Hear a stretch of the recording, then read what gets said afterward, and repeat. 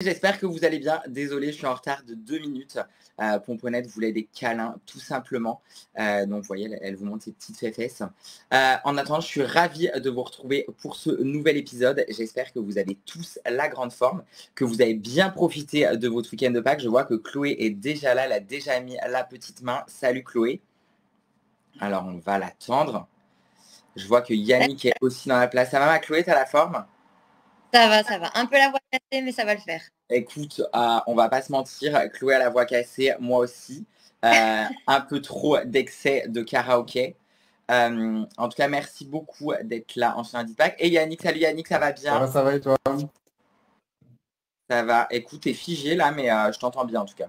Et t'es bien figé par rapport à certaines fois où les gens sont figés mal, toi t'es bien figé. Donc ça va. Ok. Mais écoute, ça va. Non, c'est bon, je te vois bien.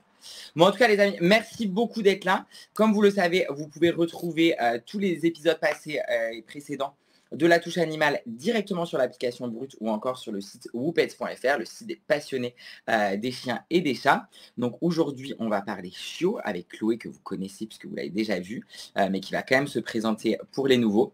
Yannick, que vous ne connaissez pas puisque c'est une première, mais je suis ravie de le recevoir parce que j'aime beaucoup Yannick. Et donc du coup, on va parler chiot, on va parler de la socialisation, bien sûr, toutes les questions que vous pouvez avoir ça, les différences entre les races, les besoins physiologiques puisqu'ils sont évidemment différents d'un chien adulte.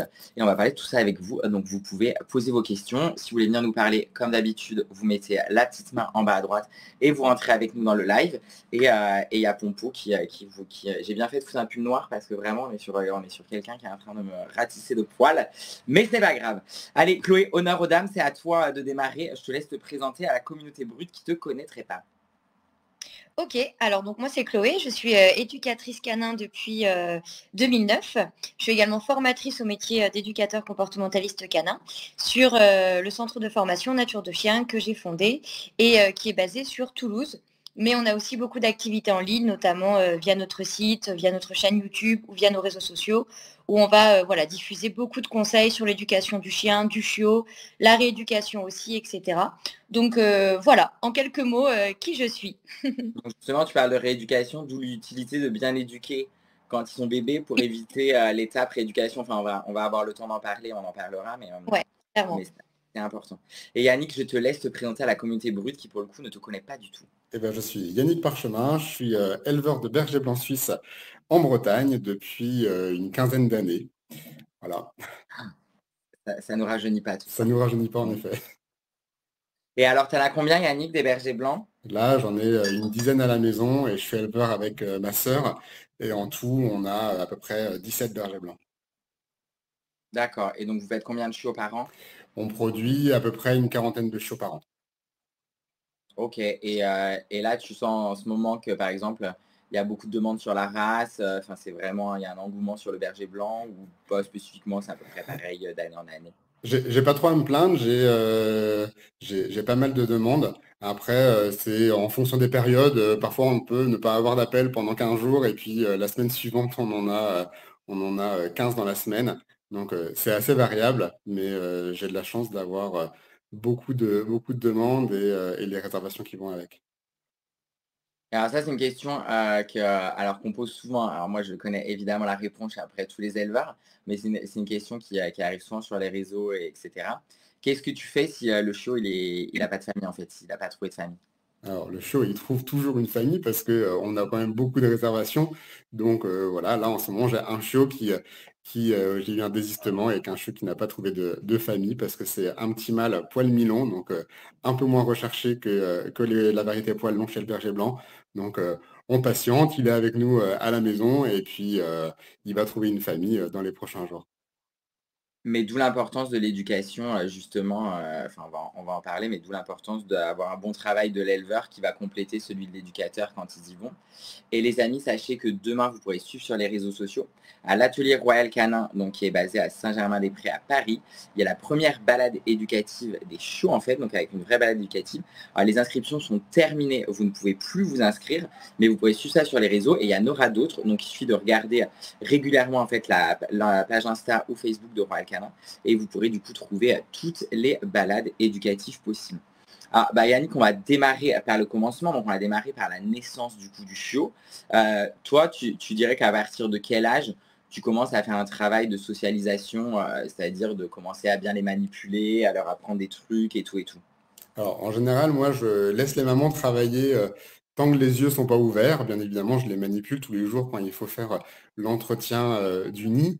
Après, la socialisation en tant que telle pour le chiot, elle arrive vraiment à partir du moment où les yeux sont ouverts et puis en fait, les yeux s'ouvrent, les oreilles s'ouvrent, et puis le chiot va rapidement commencer à découvrir la vie. Donc, ils ouvrent leurs yeux à peu près vers entre 10 et 15 jours à peu près, et puis à 3 semaines, ça commence à gambader. Donc, c'est vraiment le moment où il faut être présent pour eux, leur montrer tout ce qu'ils pourront commencer à avoir plus tard dans leur nouvelle famille. Et donc là, du coup, à ce moment-là, tu fais quoi en termes enfin, d'activités ou autres enfin, je veux dire que les gens connaissent pas forcément. Ça va être quoi? Tu vas genre secouer des bouteilles. Enfin, qu'est-ce que tu leur apprends en fait à ce moment-là en termes de socialisation? Alors, chez nous, les chiots naissent dans la maison, ils restent dans la maison, donc vraiment dans la vie de famille jusqu'à ce qu'ils aient à peu près entre 4 et 5 semaines. Alors, quand ce sont des petites portées, bah, ils restent plus longtemps dans la maison que quand c'est des très grandes portées où on a parfois des sacrés garnements qui font beaucoup de bêtises. Mais sur les premières semaines, en fait, c'est vraiment la vie quotidienne dans la maison, donc ça va pouvoir être déjà nous voir marcher à côté d'eux, parce que bah, des petits chiots qui vont faire 15 centimètres ou pour des plus petites races, ça peut être encore plus petit, mais nous, j'ai une race qui est assez grande. Mais donc, quand on a quelqu'un qui fait 1,80 m qui passe à côté, bah, forcément, pour le chiot, ça peut être impressionnant. Et puis après, bah, ça va être des choses toutes simples, bouger des chaises, passer le balai, progressivement passer l'aspirateur. Des choses, en fait, des choses de la vie de famille, de la vie à la maison, tout simplement. Du- Ouais, du quotidien, quoi. Voilà, c'est ça. Et puis ensuite, en général, quand ils ont 4 semaines, ils commencent à pouvoir aller dehors. Évidemment, tout dépend de la météo. Donc en Bretagne, on a la chance d'avoir du soleil très régulièrement. Donc ils vont très rapidement dehors. 365 jours par an, c'est bien connu. Voilà, c'est ça. Et puis après, quand ils commencent à être à l'extérieur, et puis là, ils commencent vraiment à bien se déplacer, on va pouvoir en effet avoir des bouteilles avec des cailloux dedans, des jeux sur lesquels ils vont pouvoir s'amuser entre eux. J'ai un petit bac à sable dans lequel j'ai des balles, des choses pour qu'ils vont pouvoir trouver différents supports. Sur mon parc à chiots, j'ai un peu d'herbe, j'ai un peu de cailloux, j'ai des terrasses en bois.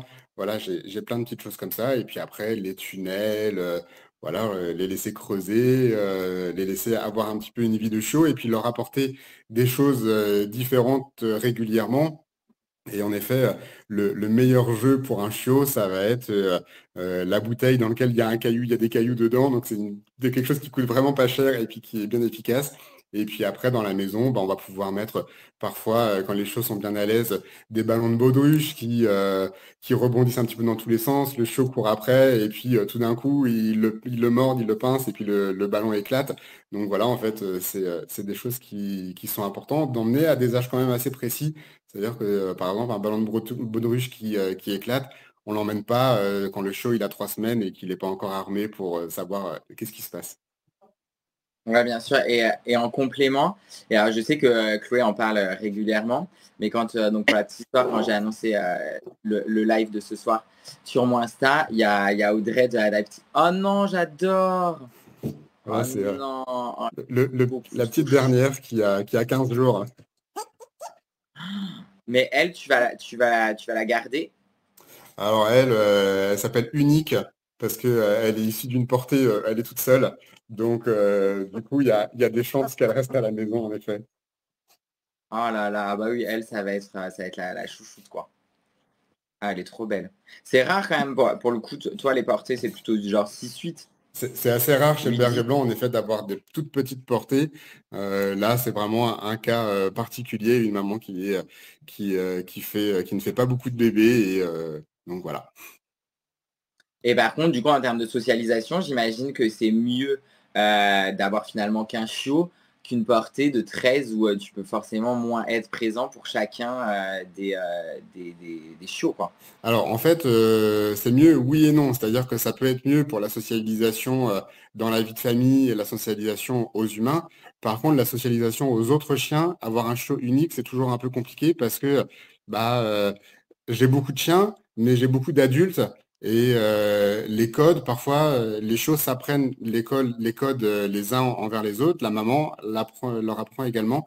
Mais c'est vrai que pour les chiens, je pense que c'est mieux d'avoir une portée avec une fratrie, en tout cas avec des frères et sœurs. Et puis l'été dernier, j'ai eu pour la première fois beaucoup de chiots d'un coup. Le hasard a fait que j'ai eu 3 portées en même temps. Ah oui. J'avais une vingtaine de chiots, donc c'était un petit peu le stress pour moi de me dire est-ce que je vais réussir à bien les socialiser? Et en fait, ça a été un succès. C'était vraiment très bien parce que les chiots étaient séparés. Enfin, chaque chiot était avec sa maman la nuit et puis la journée, ils pouvaient jouer tous ensemble. Et en fait, j'ai trouvé que le fait de jouer tous ensemble, j'avais quand même une meilleure homogénéité que quand on a une seule portée ou parfois on en a un qui est un peu plus actif, un qui est un peu moins actif. Et là, avoir plusieurs portées en même temps, en tout cas, ça a un peu lissé la chose, j'ai eu l'impression. Et puis ça, on va en parler, mais finalement, par exemple, amener les chiots au marché et tout, ça, par exemple, c'est pas quelque chose que tu fais, j'imagine, quand tu as 10 chiots bergers blancs. Ça, tu vas vraiment laisser ça au futur propriétaire. C'est vraiment le travail du futur propriétaire d'accompagner le chiot, du coup. Ouais, en effet, alors Ah bah, il y a... on a un témoignage de Marabout, excuse-moi, parce qu'il y a les commentaires en même temps. Mais là, c'est un témoignage de Marabout. Voilà, si vous voulez une séance de voyance, bah, il y a Ok, Medium Psyché d'accord. qui vous le Et ben, on prendra contact avec Marabout on ultérieurement. verra. On verra. Mm. Et Euh, donc, oui, donc ça, c'est plutôt le propriétaire qui va faire. Ouais, en effet. Donc moi, je distingue vraiment la partie socialisation qui incombe vraiment à l'éleveur sur les premières semaines de vie du chiot, de l'éducation qui, pour le coup, je préfère la laisser au propriétaire parce que bah, libre à chacun d'éduquer son chiot comme il le souhaite et puis de créer cette relation. Et je pense que c'est important pour le propriétaire de créer la relation et puis d'enseigner les choses à son chiot comme il l'entend. Et en fait, souvent, quand les gens réservent un show chez nous ou viennent chercher leur show chez nous, on aime bien leur donner l'image d'un livre où nous, le show, on veut que ce soit un livre avec une belle couverture parce qu'on veut que ce soit un beau berger blanc, des pages bien attachées parce qu'on veut qu'il soit en bonne santé, et puis des pages vierges pour que chacun puisse écrire l'histoire qu'il a envie avec son show. C'est joli, ça, disons, c'est joliment dit. Et il faut savoir que toi, Yannick, on ne l'a pas précisé, mais c'est pas ton métier. Enfin, tu as un métier à côté qui est d'ailleurs aussi dans l'univers animalier, mais tu vis pas, enfin, je veux dire, avec 40 chiots à l'année, tu pourrais pas vivre en fait de l'activité. Ouais, en effet, j'ai un autre métier en lien avec Enfin, j'ai un métier et puis l'élevage, c'est vraiment une activité professionnelle, mais plutôt une activité de passion. Et puis sinon, je travaille sur l'étude du comportement alimentaire des chiens et des chats. Donc, ça reste quand même Oui. dans le même univers. Et donc, c'était ce que j'allais dire tout à l'heure. Donc, il y a aussi des choses qui peuvent aider à la socialisation, puisque quand j'ai annoncé du coup sur mon Insta le fait que tu participais au hôte, il y a Audrey de Adaptil, et d'ailleurs je t'ai envoyé le message, mais Audrey d'Adaptil qui dit ah mais Yannick Parchemin, c'est un gros consommateur d'Adaptil, et Chloé t'en parle régulièrement. Donc du coup, pour le coup, c'est tous les deux. Je vous laisserai compléter chacun en fonction de ce que vous avez à dire sur le sujet. Mais du coup, ça, c'est vraiment donc un produit. Donc, on pourra peut-être détailler d'ailleurs ce qu'est Adaptil. Mais ça, du coup, c'est vraiment, vous voyez la différence, notamment sur ces phases de socialisation pour l'aider à l'accompagner dans sa vie adulte. Alors pour moi, en effet, un chiot chez moi, évidemment, ce n'est pas obligatoire, mais c'est très très fortement conseillé. J'insiste vraiment sur le fait que les familles doivent acheter, soit en se fournissant par mois ou acheter dans une animalerie, peu importe la façon de l'avoir, mais pour moi, le collier adapté est vraiment très important.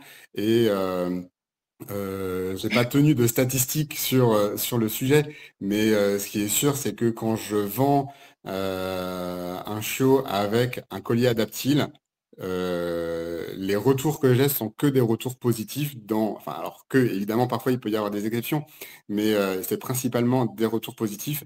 Et si un chiot part sans collier adaptile, en général, les gens me rappellent au bout de 3-4 jours pour me dire c'est pas possible, le chien fait pas ses nuits, on comprend pas, il est pas propre, il a peur de tout. Et puis, en fait, la solution, c'est mettez un collier adaptile et puis très rapidement, ça rentre dans l'ordre. Donc, c'est vrai que pour moi, le chiot, quand il part de l'élevage, il devrait partir systématiquement avec un collier adaptile.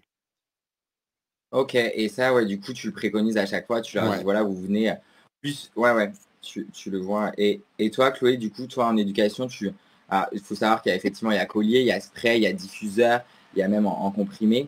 Et toi, Chloé, du coup, de ton côté, tu le préconises à quelle période? Alors, moi, je suis assez d'accord parce qu'en fait, quand on adopte un chiot à 8 semaines, enfin l'âge légal de vente, on peut l'adopter après, mais pas avant, c'est très traumatisant pour lui parce qu'en fait, il sort de tout ce qu'il connaît, de sa maman, de l'environnement dans lequel il vivait, etc. Il est avec des gens qu'il ne connaît pas. Et en fait, le fait de cette transition, elle est fatalement un peu stressante pour le chiot qui, en fonction de son individualité, il y a des chiots plus téméraires que d'autres, plus confiants que d'autres. Bah, dans tous les cas, c'est quand même une source de stress. Et Adaptil, l'intérêt, c'est que ça va aider à diminuer un petit peu, à apaiser le chiot justement, et donc à mieux gérer émotionnellement ces changements qui sont un peu obligatoires et qui donc amènent du stress fatalement. Après, il y a des chiots qui vont plutôt bien vivre le changement, d'autres beaucoup moins bien, mais partons du principe que dans tous les cas, c'est un stress qui sera vécu différemment d'un chiot à l'autre. Moi, c'est recommandé, et en plus, moi, je le recommande aussi parce que il y a des études qui ont été faites. Et c'est vrai qu'elles vont toutes dans le sens quand même d'un apaisement du chiot. Il dort mieux, donc il est plus propre parce qu'il fait plus de phases de sommeil profond la nuit, etc. Donc ça facilite les premiers apprentissages, les premières relations, etc. Donc moi j'ai tendance à le recommander un peu systématiquement, aussi parce qu'il n'y a pas d'effet secondaire, il n'y a pas de dangerosité à l'utiliser. Donc c'est pas, on n'est pas sur du médicament, etc. Donc en fonction de tout ça, moi, j'ai aucun souci à le recommander. C'est quelque chose d'assez systématique. Et il y a de bons effets, en effet, ouais. Et ça peut arriver donc dès l'adoption, mais ça peut arriver un peu plus tard aussi dans l'adoption, au bout de quelques semaines, quelques mois. C'est tout à fait OK de le recommander si besoin. Donc, il n'y a pas d'âge limite non plus. Si on a raté le coche, on peut aussi s'en procurer Oui, à après. l'utiliser. Effectivement, il y a la galénique adaptive junior, mais après, tu en as pour les adultes et tout, pour Ouais, mal du voilà. transport, les feux d'artifice, etc., etc. Mais en tout cas, ouais, ça me Mm, paraissait bien d'en parler, puisque c'est une solution que les propriétaires ne connaissent pas forcément. Donc, complètement. et donc là, justement, on va peut-être parler spécificité des races, et pareil, je vous laisserai compléter en fonction. Puisque toi, Yannick, par exemple, le berger blanc, et je pense que Chloé confirmera, c'est quand même, il y a Clémence qui nous dit bonjour, est-ce bien pour les trajets en voiture? Je vais laisser du coup Chloé répondre puisque c'est elle l'experte du comportement. Oui, oui, c'est un très bon facilitateur. Après, ça fait pas tout, hein. Il faut pas mon chien, il va forcément bien vivre le trajet en voiture et je peux faire 4 heures en voiture, ça se passera bien. Ça s'accompagne d'un travail plus global avec son chien pour la socialisation en voiture. Donc ça, c'est quelque chose qui doit être progressif. Mais voilà, c'est un outil en plus qui ne fera pas de mal et qui va aider. Voilà. Faut pas le voir comme un outil unique, mais c'est un bon outil de complément. Donc pour la voiture, c'est très bien. Pour les débuts d'absence aussi, pour commencer l'apprentissage de la solitude, j'aime bien le recommander également. Mm. Et voilà, pour la voiture, du coup, tu as aussi le fait de... Et Clémence, n'hésitez pas à nous dire c'est quoi le souci avec la voiture pour qu'on puisse vraiment précisément répondre à votre question. Et pour la voiture, tu as aussi le fait d'associer ça à des petits trajets, à des balades. Enfin, je te laisse peut-être, Chloé, développer plus sur ce qui peut aider aussi, en plus d'Adaptive, ce qui pourrait aider Clémence avec son toutou. Oui, oui, en fait, comme toutes les premières expériences que le chiot va vivre, les toutes premières, elles sont vraiment fondamentales. C'est-à-dire qu'on va vraiment essayer de faire que la première fois que le chiot rencontre quelqu'un ou va en voiture ou vit une expérience, que ce soit le plus possible une bonne expérience. Mais en fait, ce qui est une bonne expérience pour un chiot, n'est pas forcément pour un autre. C'est là qu'il faut vraiment s'adapter à chaque individu. Et la voiture, fatalement, très souvent, la première expérience, c'est quand on va le chercher à l'élevage. Donc, c'est rarement une bonne expérience, qu'on le veuille ou non. C'est pour ça que c'est pas très sécuritaire, mais moi j'ai tendance à recommander même d'avoir le chiot avec nous, quitte à se mettre à l'arrière et d'avoir quelqu'un qui conduit et nous d'être avec le chiot. En gros, le but c'est pas que le premier trajet ce soit on le met dans le coffre et on fait directement le trajet, le chiot est perdu. Donc ça, c'est important.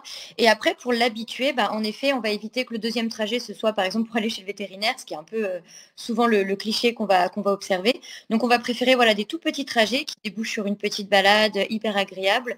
On peut aussi aménager la voiture, mettre son panier, mettre des petites choses à mastiquer. Donc mettre des produits comme Adaptil qui vont aussi aider à apaiser. On peut aussi, si le chiot est vraiment, vraiment mal, là notamment il vomit, il bave, peut-être passer voir le vétérinaire pour vérifier si on ne peut pas avoir ne serait-ce qu'un traitement, parce que beaucoup de choses sont juste malades en voiture, et ça c'est normal. Mais ensuite, ils associent le fait d'être malade à la voiture, et du coup, c'est un peu dur à faire passer. Donc le traitement veto, dans certains cas, peut être utile. Et dans les pires scénarios, on peut même habituer à la voiture sans même allumer le moteur. C'est-à-dire que vraiment le projet de juste jouer autour de la voiture ou mettre dans la voiture et puis redescendre et qu'il ne se passe rien d'autre, ça peut dans certains cas être aussi quelque chose d'adapté. Donc tous les chiots n'ont pas besoin d'être dans un protocole aussi extrême, mais pour ceux qui sont les plus mal, donc comme là c'est le cas par exemple de la chienne du chien de Clémence, de la chienne, ça peut être bien de vraiment revenir sur les bases. Jouer autour de la voiture, monter dans la voiture, redescendre, faire un trajet de 2 minutes et aller se promener, etc. Et veto si jamais il y a vraiment un problème de transport. Quoi. Et du coup, tu peux même imaginer que je veux dire, tu démarres pas la voiture, tu fais pas de trajet, tu lui mets à manger pour vraiment qu'elle associe ça à vraiment quelque chose de hyper sympathique. C'est ça. Et l'indicateur, c'est si elle mange. Si on voit qu'elle mange vraiment pas, c'est que le stress est vraiment fort. Donc, il faut encore revenir à des étapes. Des fois, on fait sur les chiens les plus stressés, le travail de socia autour de la voiture, il se fait à 2 mètres de la voiture. Quoi. Donc, des fois, il faut vraiment reprendre la base. Et ce qui est important pour éviter de tomber là, dans ce cercle-là, c'est de vraiment faire attention aux premières expériences. Donc d'ailleurs, le vétérinaire, c'est aussi prendre la voiture pour aller chez le vétérinaire et faire ce qu'on appelle une happy visite chez le vétérinaire. Donc en gros, il n'y a aucun soin, il n'y aura pas de piqûre, il n'y aura rien. Juste, on va prendre la voiture, aller chez le vétérinaire, donner une friandise dans la salle d'attente et rentrer. Ça peut être vraiment un très bon conseil pour que la vie du chien par la suite soit facile dans ce genre d'expérience. Et ce qu'il faut toujours imaginer, c'est que pour une mauvaise expérience, il faudrait toujours qu'il y ait au moins 3, 4, 5 bonnes expériences qui suivent. C'est-à-dire qu'on va toujours essayer d'avoir un ratio de bonnes expériences supérieur à une expérience négative ou que le chiot, en tout cas, aurait mal vécu. Donc, voilà dans l'idée. Une dernière astuce, des fois, c'est vraiment de mettre un panier ou même une petite cage de transport à la maison, de vraiment positiver, mais beaucoup, beaucoup, beaucoup cet environnement. Et cet environnement, ensuite, boum, on le met dans la voiture. Et ça, des fois, ça aide aussi à faire une sorte de transfert de valeur en mettant un environnement en fait que le chiot déjà considère comme sécurisant, agréable, à l'intérieur d'un endroit qui est un peu plus stressant. Ça peut aider à détendre un peu l'environnement stressant du fait de ce petit apprentissage qu'on aurait fait avant. Et sinon, aller voir un éducateur canin si c'est vraiment quelque chose de fort et d'ancré. Parce que ça peut être aussi nécessaire de faire un protocole vraiment adapté aux chiots en particulier. Donc, faut mieux pas rester avec ce genre de soucis pour pas que ça s'installe sur le long terme, dans tous les cas. Oui, Clémence, pour le coup, effectivement, le collier peut être adapté. Vous avez le spray, bien sûr. Et après, il y a aussi en comprimé pour justement les stress assez courts et assez localisés comme ça. Vous l'avez en comprimé, mais effectivement, vu que là, ça a l'air d'être quand même, en ce qui concerne votre chienne, plutôt assez marquée, le mieux, c'est effectivement de demander conseil à votre vétérinaire et être accompagné d'un éducateur canin juste pour bien débloquer. Parce qu'à 5 mois, je pense qu'il y a encore moyen de bien rattraper le coche. Donc, ce serait bien, effectivement, de ne pas rater ça. Ouais. Donc on en revient au sujet. N'hésitez pas, Clémence, si vous avez d'autres questions, c'est le bienvenu. Les amis, si vous voulez, vous pouvez toujours mettre sur la petite main en bas à droite et nous rejoindre en live. Il y a des poils partout chez moi. Et donc on va parler effectivement spécificité des races, puisque vous le savez, les chiens ont été sélectionnés pour des utilités précises en fonction de leur race. Et donc on voit bien qu'on n'éduque pas généralement les chiens de la même façon, puisqu'ils n'ont pas la même utilité de base. Et toi, Yannick, par exemple, le berger blanc n'est pas un chien qui a spécialement été créé pour grand chose. Hein. Il est dans les chiens de berger, mais on va dire que de base, c'est pas un vrai chien de troupeau, quoi. Et par contre, c'est un chien qui est quand même réputé comme étant justement important de bien le socialiser, puisque un peu craintif. Alors, en effet, pour le berger blanc, il y a eu un gros travail des éleveurs dans ces dernières années.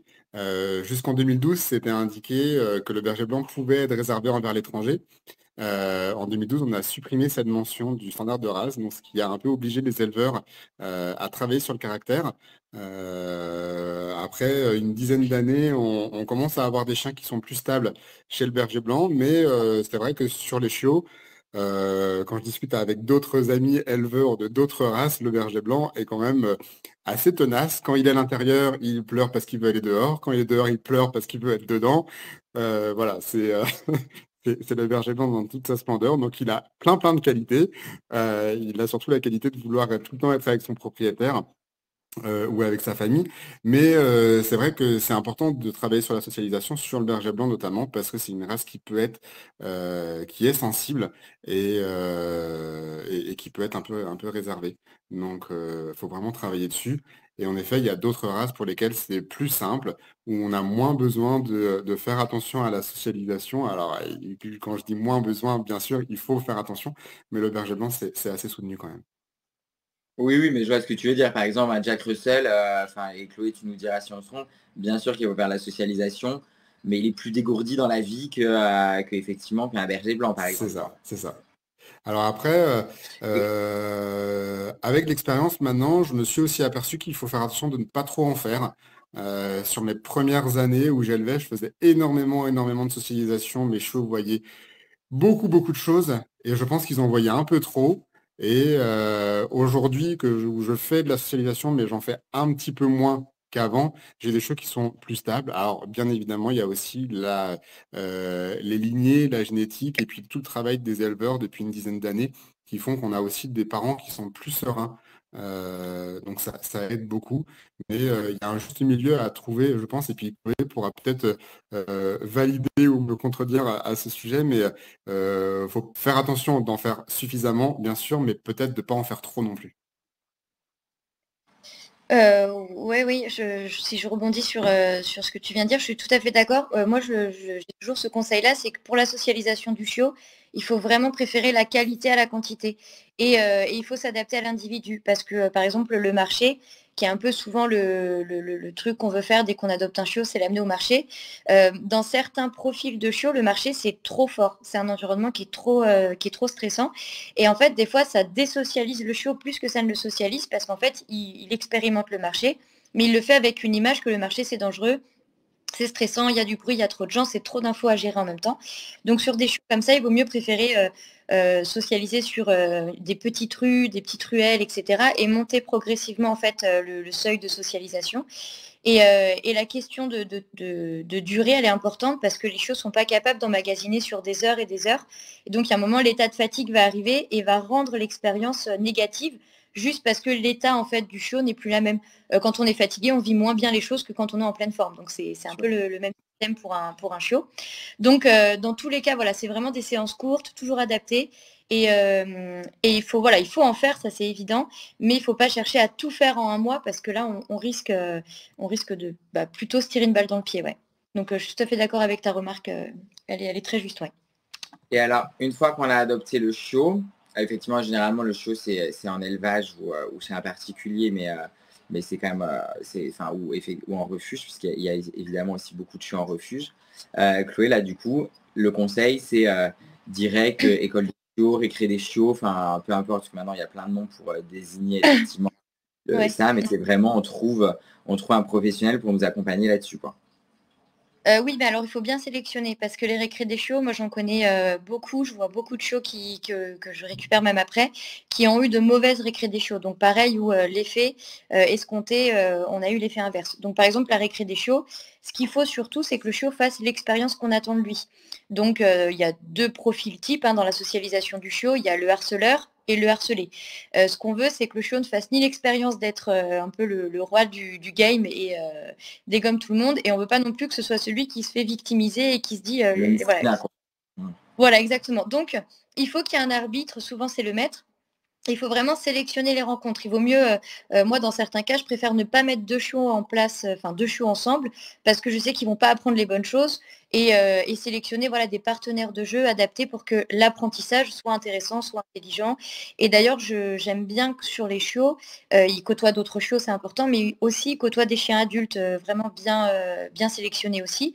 Donc c'est vraiment cette histoire de pourquoi je le mets dans cette situation, qu'est-ce que je vais lui apprendre, qu'est-ce qu'il est en train d'apprendre, est-ce que c'est ce que j'ai envie qu'il apprenne, ce qu'il est en train de vivre, sinon hop, tout de suite, il faut que je réadapte. Donc voilà, il faut sélectionner. Il y a plein de conseils pour essayer de voir si la récré des chiots dans laquelle on met son chiot est bonne ou pas. Donc ça, on peut, sur Internet, on peut trouver facilement, même Bah, sur je mon veux bien blog. que je veux bien que tu nous les dises, du coup, enfin, tu vois, par exemple, c'est quoi le conseil Ouais, que tu donnerais pour, voilà, bah, demain, un propriétaire pour dire non, bon, bah là, genre, très mauvaise idée à fuir, enfin, tu vois. Peut-être, on va dire, le top 3 des trucs à regarder qui sont positifs et le top 3 des trucs négatifs à se dire, bon, faut fuir, c'est clairement de la merde, quoi. tout à fait. Bah, alors déjà, je pense que la première chose, c'est vraiment voilà, ce que les chiots apprennent dans leur socialisation. Donc, ce qu'on veut, c'est que si... Alors, il y a deux choses intéressantes quand des chiots jouent ensemble. C'est est-ce qu'ils changent de rôle et est-ce qu'ils font des pauses. Si on voit qu'il n'y a ni changement de rôle, ni moment de pause dans leur séance de jeu, même si elles sont courtes, ça veut dire que probablement, il y en a un qui est en train d'harceler l'autre. Donc là, il faudrait que l'éducateur, dans la récré des chiots, puisse informer les maîtres et dire, bah voilà, là, il faut intervenir. De quelle façon on intervient, c'est aussi important. Le but, c'est d'être en éducation positive. Donc, on ne va pas arriver et plaquer le chiot sur le dos et voilà, être dans une attitude, on va dire, plutôt inhibante et stressante. On veut lui apprendre les choses. Donc, pour moi, voilà, les deux premiers conseils, c'est est-ce qu'il y a un cadre autour des contacts chiots et est-ce que la façon dont on intervient est respectueuse dans l'apprentissage. Donc, ça, c'est vraiment les deux conseils phares. Et après, bah, il y aurait plein d'autres conseils. Mais c'est vraiment, pour moi, il y aurait ces deux conseils-là vraiment hyper importants. Après, il peut y avoir des chiens adultes, ça peut être intéressant. Il peut y avoir des petits agrès aussi pour que le chiot apprenne à passer dans des tunnels, aller dans des couloirs de stimulation. Ça, pareil, c'est très bien. Encore faut-il que ce soit bien amené. Donc, le but, c'est que le chiot ne soit jamais forcé à aller sur ce genre de stimulation, mais qu'on l'accompagne à y aller, qu'on le mette en confiance.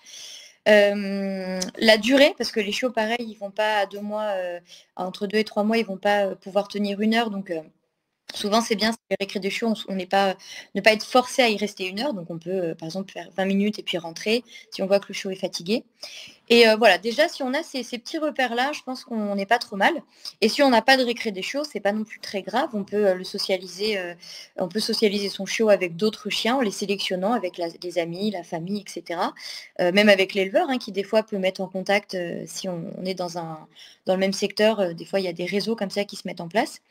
Donc, Oui, puis il y en a beaucoup qui font des journées à l'élevage où tu retournes avec les frères, les sœurs, les autres portées. Enfin, voilà, il y en a plusieurs qui font ça, effectivement. tout à fait. En fait, le travail, quand on adopte un chiot à 8 semaines, c'est de continuer les apprentissages donc, sociaux avec les congénères, donc voilà, avec des congénères bien sélectionnés. Et des fois, il vaut mieux qu'il y ait un contact par semaine, mais vraiment bon, que 3 par jour et complètement foireux, entre guillemets. Qu'on le sorte, qu'on le socialise aux environnements, aux gens, à la maison, voilà, qu'on l'amène un peu partout, mais voilà, toujours en sélectionnant les situations, ça c'est vraiment important. Et ensuite, dans l'éducation, ça va être aussi lui apprendre à se calmer, à se poser. Souvent, les jeunes propriétaires, quand on adopte un chiot, on a toujours tendance à vouloir lui apprendre plein de trucs. Et c'est très bien. Mais moi, je trouve que c'est aussi important d'apprendre au chiot la compétence de s'ennuyer, de rien faire, de se poser, d'attendre, de se relaxer. Voilà, donc, par exemple, s'asseoir. Un moment, on est en balade, on va s'asseoir par terre ou sur un banc et on va juste attendre que le chiot se pose aussi. Et on peut féliciter le chiot pour ça. Ça, c'est aussi des bonnes compétences qui est souvent plus a tendance à monter en jouant, en curiosité, etc. Et c'est aussi important. Donc voilà, c'est vraiment ce genre de petites choses qu'on va capturer dans la journée. Et chaque moment qu'on vit avec le chiot, c'est un moment d'apprentissage. Donc à nous de faire de ce moment finalement un moment propice à l'apprentissage de bonnes choses pour le futur. Et quand on a ça en tête, déjà, on n'est pas trop mal, je pense. Oui, puis du coup, ça, on l'a pas précisé, mais c'est ce qui va aussi éviter les abandons après, puisqu'une fois qu'il est bien dans sa tête.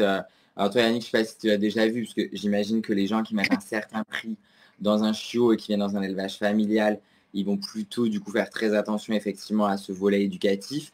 Mais j'imagine que tu as quand même déjà été, depuis 15 ans que tu fais ça, j'imagine que tu as quand même déjà été rappelé peut-être par des gens qui finalement s'en sortaient pas et qui du coup n'avaient pas suivi les conseils, puisqu'il y a aussi toujours des gens qui ne suivent pas les conseils, quoi. En effet, chez nous, quand les chiots partent, on accorde un moment qui dure en fonction de la connaissance de la personne, en moyenne 1 heure, où on va parler de qu'est-ce qu'un chiot, on va parler du comportement, de l'éducation, de l'alimentation, des soins, enfin de plein de choses. Alors c'est sûr que j'ai en plus l'avantage d'avoir été président d'un club canin pendant une douzaine d'années. Donc, j'ai vu quelques chiens en éducation. Et puis, il y a forcément des gens qui nous écoutent plus et d'autres qui nous écoutent moins. Et on est quand même là pour répondre durant toute la vie du chien à tous les conseils que les personnes vont pouvoir avoir. Alors, avoir un conseil sur l'éducation par téléphone, c'est quelque chose que j'aime pas trop faire. Donc, en général, je redirige assez facilement vers l'éducateur de la famille. Mais on peut quand même leur donner des petites astuces, des petites choses à essayer pour faire en sorte que ça se passe bien pour le chiot. On a la chance que ça se passe bien dans la majorité des cas. Et puis, forcément, parfois, on a des personnes qui sont un peu en échec, qu'on essaye d'accompagner du mieux qu'on peut.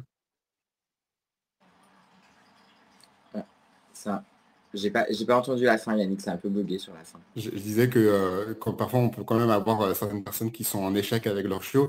Et puis notre rôle d'éleveur, c'est aussi d'être là pour accompagner ces personnes au mieux et puis faire en sorte que la relation soit bonne. Voilà, et renvoyer vers des éducateurs comme Chloé. Chloé, justement, Clémence nous pose la question, comment fait-on pour apprendre au chiot à se poser et à s'ennuyer? Alors, il y a plusieurs choses.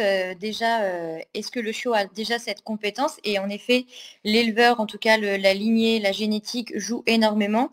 Le Malinois sélectionné pour le travail, il aura moins cette compétence que la lignée de beauté d'une autre race sélectionnée voilà, sur d'autres critères. Donc ça, déjà, il y a un premier point, c'est qu'on ne peut pas avoir un chien stone et c'est pas le but, hein, c'est qu'on entraîne la compétence de se calmer. Alors après, pour le faire, il y a plusieurs choses. Il y a 2 principales techniques.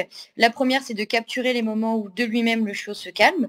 Donc typiquement à la maison, quand il va se poser, on va pouvoir très doucement voilà, le renforcer, lui dire que c'est bien, mais sans le faire monter en excitation, hein. Le but, c'est pas parce qu'il s'est calmé, on va lui jeter le paquet de friandises et il va d'un coup monter en excitation puissance 10 000. Donc on peut soit lui apporter, mais vraiment très doucement une friandise, ou même avec une voix plutôt calme, lui dire « Ok, c'est joli, ça c'est très bien ». Il faut nous-mêmes être assez calme pour que ça marche, sinon les choses se calquent beaucoup en fait sur notre état d'énergie. Hein. Si on est excité, il risque de l'être. Si on est plutôt calme, ça va aider. Donc ça, capturer tout ce moment-là, c'est vraiment bien.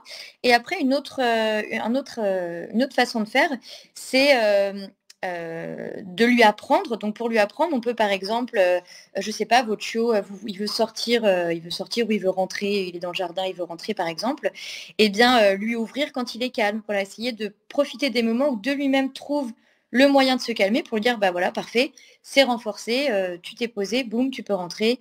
Ou un exemple tout bête, quand je gère les récrés des chiots, un truc qui est obligatoire, c'est avant d'entrer sur le terrain, le chiot, il doit être à peu près calme. Il ne va pas rentrer quand il est à 90% d'excitation. Donc, il se calme un peu et parce qu'il s'est calmé, boum, il peut y aller.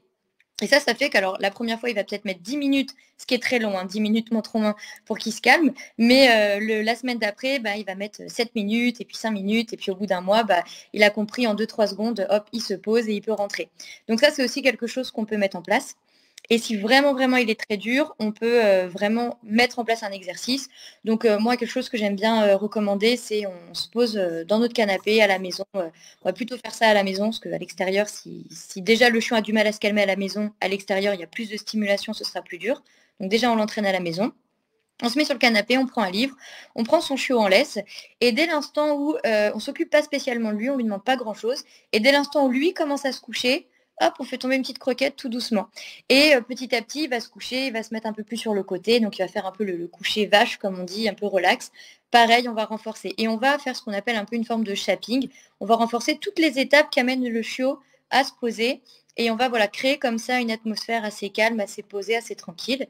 Mais pour que ça marche, il faut aussi qu'il soit suffisamment dépensé, qu'il ait sa quantité d'énergie qui est quand même là, et il faut quand même lui permettre de la sortir. Donc c'est un équilibre en fait. Hein. C'est des moments où on le laisse exprimer, des moments où on lui demande de se calmer, des moments où il va se calmer de lui-même et où on va le renforcer.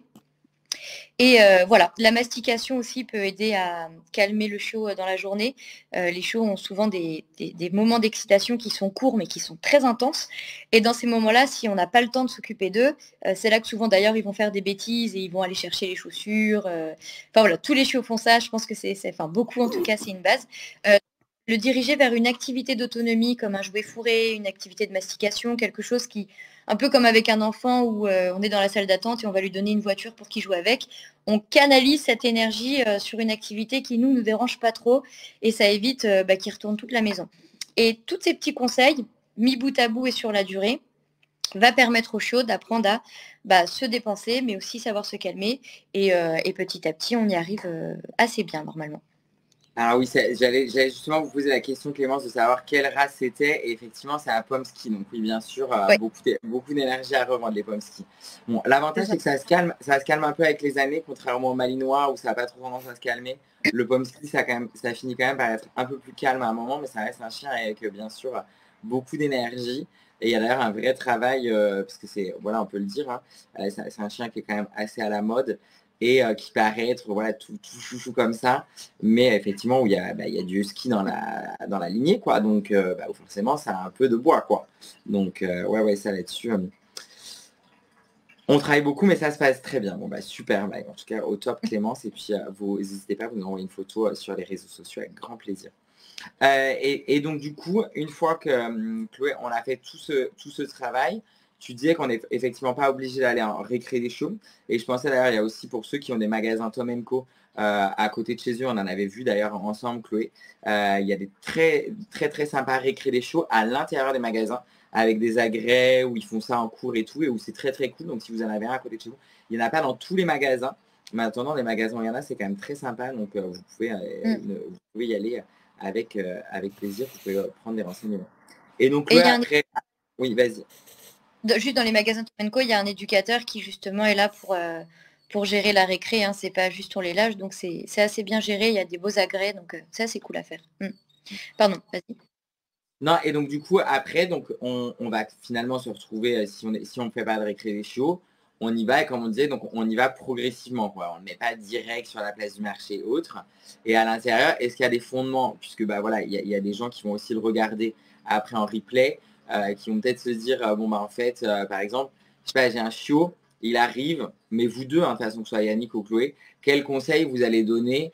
Est-ce que j'ai le droit de dormir avec dans le lit? Est-ce que quand il mange, il ne faut vraiment pas aller le déranger? Est-ce qu'au contraire, il faut aller mettre les mains dans la gamelle, puisqu'on entend de tout à ce niveau-là? Et voilà les choses à peu près. Est-ce que quand il fait pipi caca, on lui fout le nez dedans, comme cette bonne vieille méthode ancestrale qui a la dent dure, même si j'ai l'impression que c'est un peu passé de mode quand même. Je sais pas Yannick si les gens te posent encore beaucoup la question de Non, ça. sur la propreté, ça se passe assez bien. En fait, nous, sur notre livre du chiot, notre livre d'accueil qu'on donne à nos propriétaires, on a quelques grandes règles de base sur l'éducation. La première, c'est ce qu'elle a le droit de faire aujourd'hui, il faut qu'il ait le droit de le faire demain. Et puis, la deuxième, c'est renforcer les bons comportements et ignorer les mauvais. Et je pense que ça résume beaucoup de choses sur les premiers mois de l'éducation à la famille, c'est-à-dire que si dès le premier jour, le chiot a le droit d'aller sur le canapé, bon, bah, si quand il sera adulte, ça gêne pas, il n'y a pas de problème. Si ça gêne quand il sera adulte, ça pourra poser problème. Et puis après, l'apprentissage de la propreté, bah, en effet, c'est ma deuxième grande règle de base. Récompenser les bons comportements et ignorer les mauvais. Donc, en effet, je n'ai personne qui m'a dit qu'il lui mettait le nez dans ses besoins si jamais il les faisait. Tant mieux, déjà en avance. Et donc Chloé, du coup, je te laisse peut-être compléter les propos de Yannick. Oui, alors moi je suis tout à fait d'accord avec le fait que ce qu'on permet au chiot, il faut imaginer que quand il sera grand, par exemple pour un berger blanc suisse, c'est pas le plus petit chien de la terre, donc il faut imaginer que quand il va sauter à 2 mois, c'est pas gênant, mais à 1 an, ça risque de le devenir. Si on l'adopte en été, en hiver, avec la boue, pareil, ça deviendra gênant. Donc, il faut se projeter. Je mets juste une petite précision. Les premiers jours, souvent, j'ai tendance à dire les règles tranquilles, c'est-à-dire s'il dort avec vous, si c'est un peu plus free, on veut surtout le rassurer, on veut qu'il s'attache à vous, on veut aussi prendre des vacances. D'ailleurs, quand on adopte le chiot, moi, c'est un conseil que j'ai tendance à recommander pour avoir du temps avec le chiot. Et voilà. Justement, Chloé, je te coupe, excuse-moi, mais tu as un vrai débat là-dessus. Sur le fait de, effectivement, tu as vraiment les deux sons de cloche, quoi. Tu as vraiment ceux qui disent, non, surtout faites comme si tout était normal et pour pas éviter justement un hyper-attachement de gens qui prendraient 1 mois de congé et du coup, du jour au lendemain, ils repartent sur un 8h, 20h du lundi au vendredi. Et tu as effectivement maintenant ce que j'entends de plus en plus, mais qu'on n'entendait pas du tout avant, qu'effectivement le fait de prendre des vacances et de passer du temps du coup avec son chiot. Moi, j'ai souvent la Oui, question alors moi, justement ouais. de certains propriétaires, et c'est quelque chose que je prendre des vacances, c'est quelque chose que je conseille sous réserve. C'est-à-dire que notamment chez le berger blanc qui est très attaché à son maître et qui peut avoir des problèmes avec la solitude, si on prend des vacances et puis qu'on passe toutes ces vacances avec le chiot, j'ai vraiment peur que quand on retourne au travail, ce soit compliqué. Donc en général, je conseille, si les gens le font, c'est vraiment le moment d'apprendre à son chiot à rester seul et puis surtout de ne pas rester avec son chiot toute la journée, même si on est à la maison. Voilà, c'est la petite réserve quand même que j'aimais sur ce point-là. Non, non, mais je suis tout à fait d'accord. C'est-à-dire que ma recommandation, c'est vraiment les premiers jours, voilà, on est là, on le rassure. Et justement, le fait de prendre des vacances, ça va permettre de progressivement apprendre au chiot à se retrouver seul. Et au moment où on part véritablement pour de vraies raisons, c'est déjà entraîné. Parce que souvent, quand on part travailler, c'est pas d'abord 5 minutes, ensuite 1 heure, ensuite une demi-journée. C'est tout de suite une journée complète la plupart du temps. Donc, ce qui est intéressant, c'est que ce ne soit pas en fait un changement brutal. Et l'avantage de prendre des vacances, c'est que ça permet de d'abord rassurer le chiot pour lui dire, voilà, tu es là, tu connais pas l'endroit, mais ça va bien se passer. Et en second temps, petit à petit, je commence à m'éloigner. Ça peut même être à la maison qu'il y ait une zone où le chien ne puisse pas aller, au bout de quelques jours, pour commencer aussi à lui apprendre à rester seul, même si on est encore dans la maison. Des fois, dans certains cas, c'est une transition qui peut aider. Donc oui, oui, je suis tout à fait d'accord. C'est pas on est 2 semaines avec lui et d'un coup, boum, on part 8 heures. Ce serait tout aussi traumatisant que de l'adopter le samedi et de partir travailler le lundi. Donc, il y a une réflexion à avoir sur ces temps de vacances où on est là pour justement entraîner le chiot. Donc ça, je suis d'accord. Après, voilà, sur les premiers jours, j'aime bien pouvoir laisser un peu les gens profiter de leur chiot, être vraiment 100% présents. Et les quelques jours ensuite, voilà, commencer à mettre en place des petites règles. Mais voilà, les 3 premières nuits, s'il dort avec nous, ça n'a jamais perturbé. Et on aura toujours le temps de petit à petit lui apprendre pour le reste de sa vie.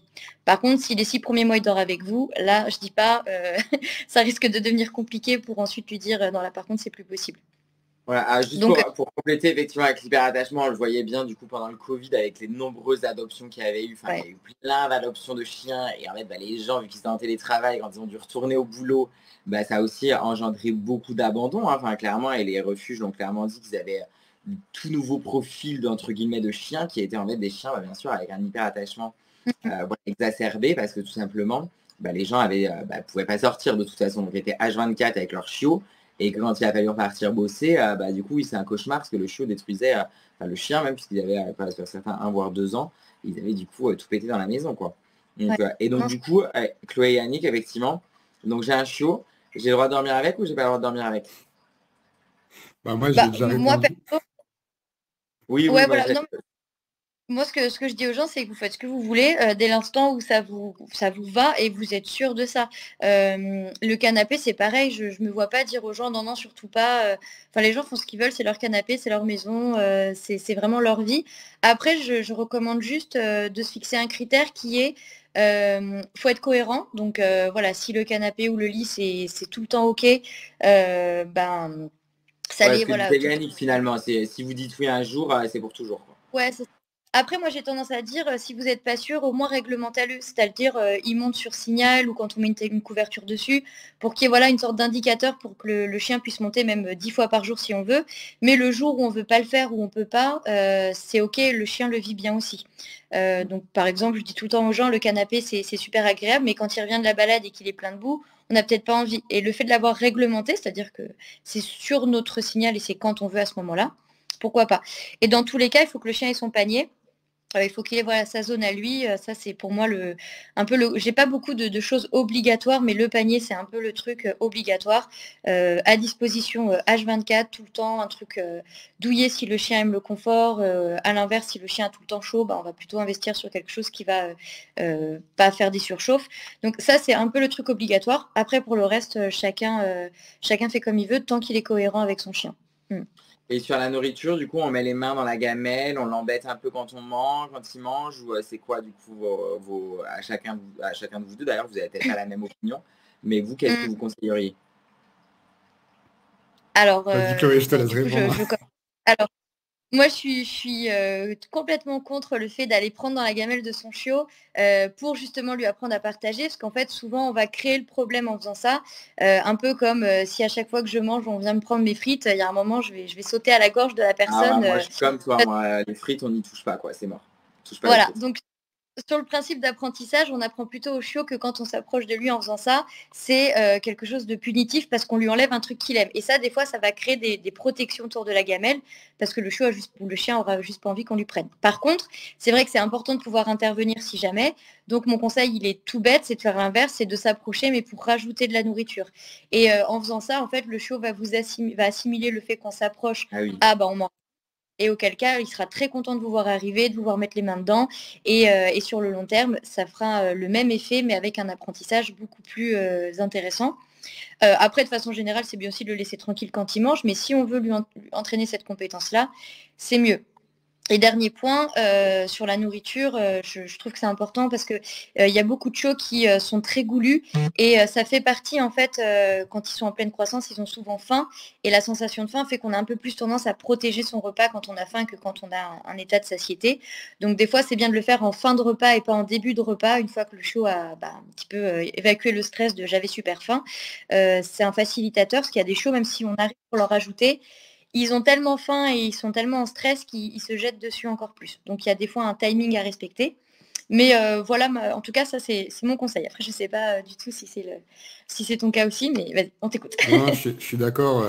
Je suis plutôt partisan de ne pas jouer autour du repas de l'animal. Alors en effet, dans des familles où il y a des enfants, bah, c'est quand même important que le chiot puisse tolérer un enfant qui viendrait s'approcher pendant le repas. Euh, mais je suis assez d'accord sur le fait que quand le chien mange, on ne le dérange pas. Mm.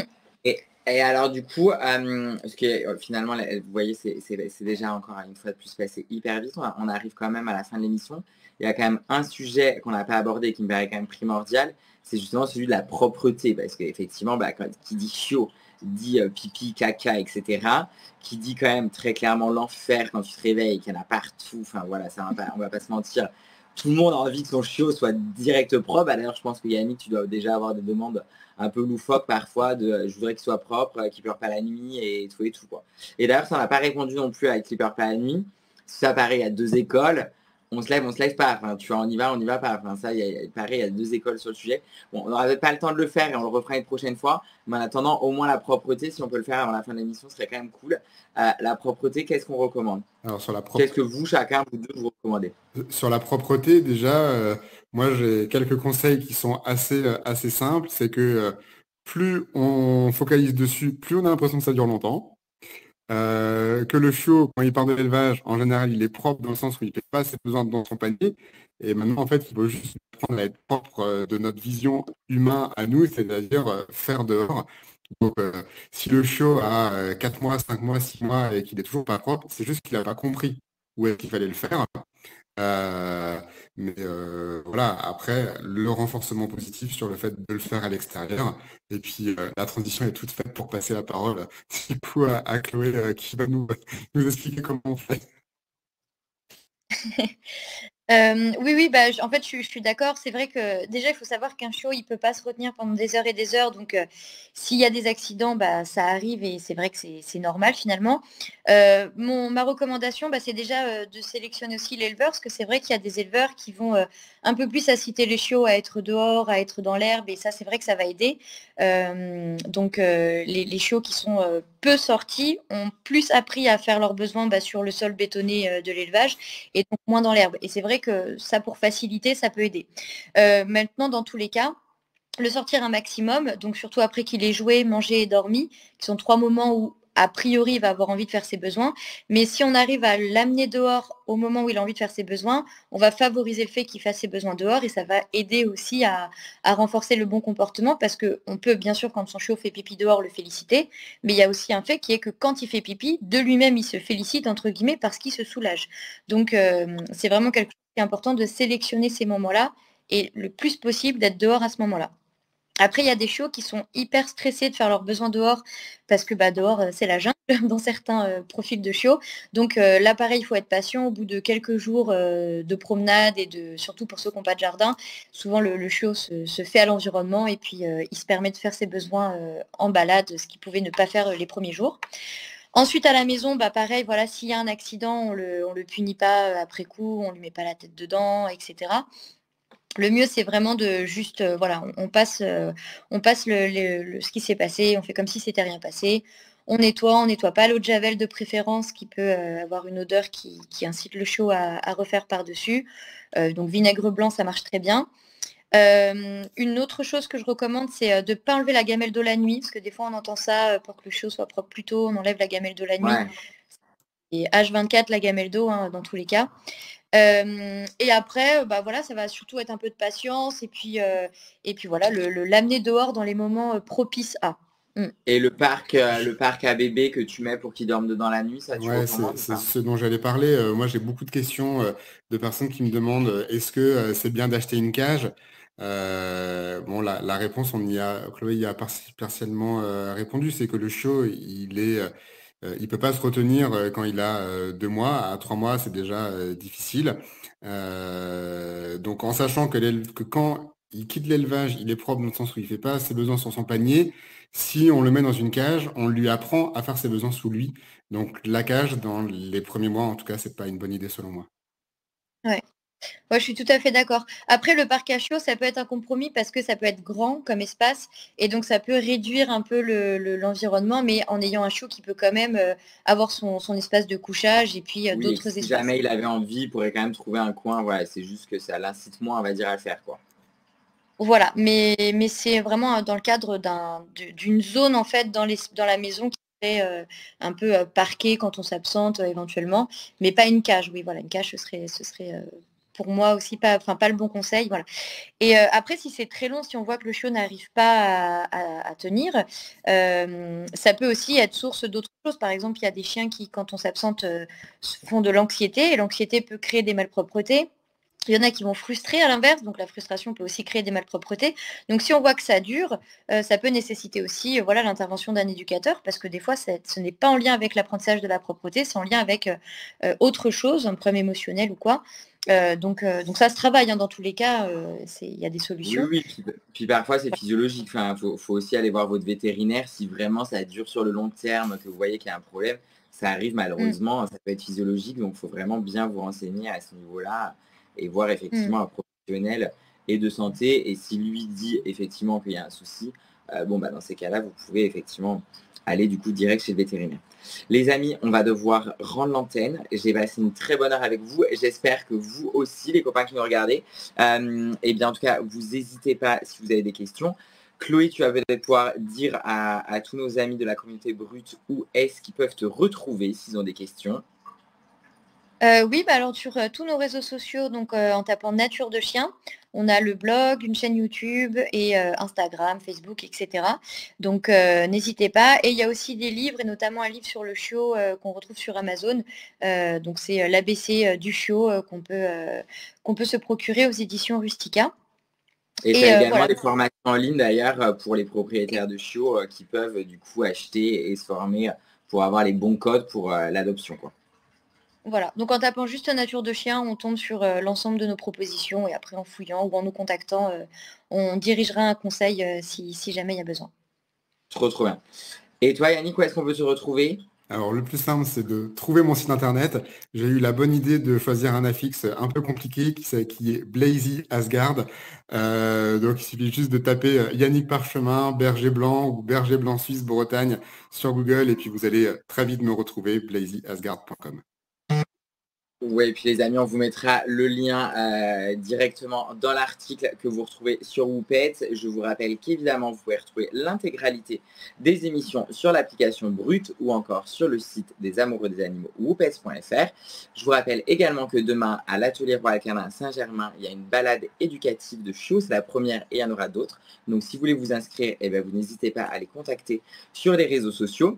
Et moi, je ne serai pas là semaine prochaine, puisque semaine prochaine, c'est vacances. Mais j'aurai le plaisir de vous retrouver le mardi suivant, puisque là, effectivement, on avait décalé pour raison d'agenda. C'est un lundi soir exceptionnellement. Mais on repartira bien sur un mardi. Et je vous retrouverai mardi. On fera une émission spéciale cocker. Donc là, on va partir directement chez les cockers. Voilà, les grandes oreilles avec un peu de caractère. On aime beaucoup. Les amis, merci beaucoup Yannick. Merci beaucoup Chloé. C'était super cool de vous être dispo. Clémence, du coup, au revoir et puis on se voit demain à l'atelier puisque j'y serai également. Et puis très très belle soirée à tous. Merci de nous avoir suivis et à très vite. À bientôt. Ciao, ciao. Bye. Ciao, ciao.